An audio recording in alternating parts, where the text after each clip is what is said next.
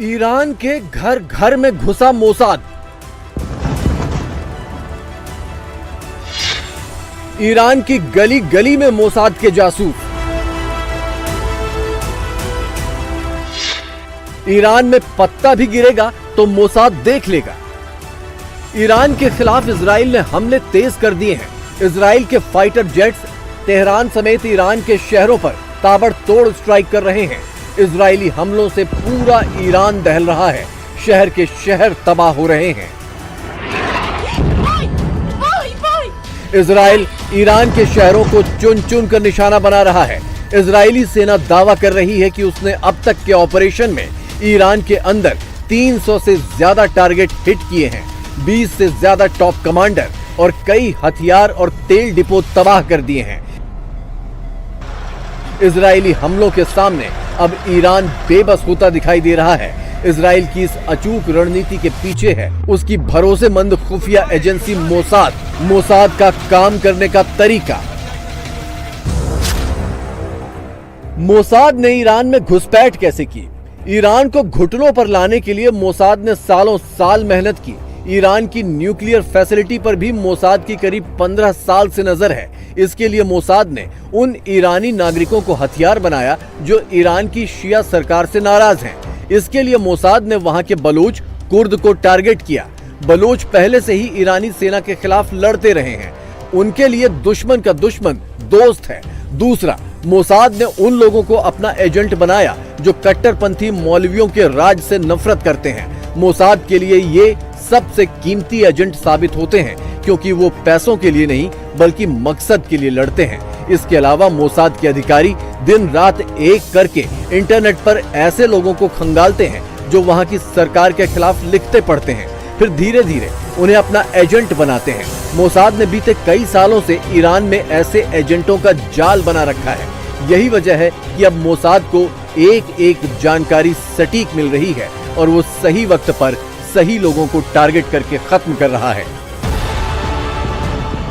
Iran को घुटनों पर लाने के लिए मोसाद ने सबसे पहले ईरान के डिफेंस सिस्टम को तबाह किया। ईरान से ही ईरान के डिफेंस सिस्टम को ध्वस्त कर दिया। इसके लिए इजराइल ने काफी पहले से ही फूल प्रूफ प्लान तैयार किया था।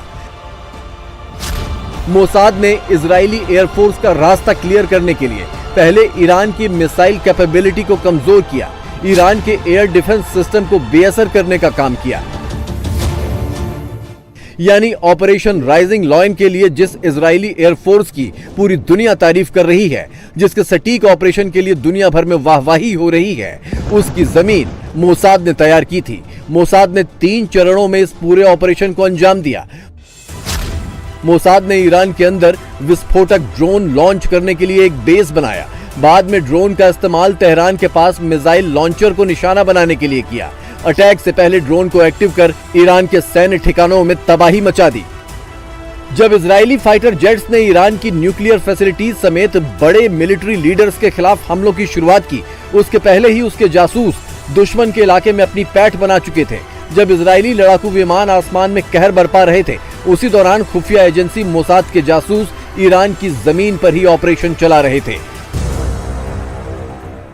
अब इसके सबूत भी मिलने लगे हैं। ईरान की आर्मी ने देश के भीतर एक 3 मंजिला इजरायली ड्रोन फैक्ट्री का पता लगाया है।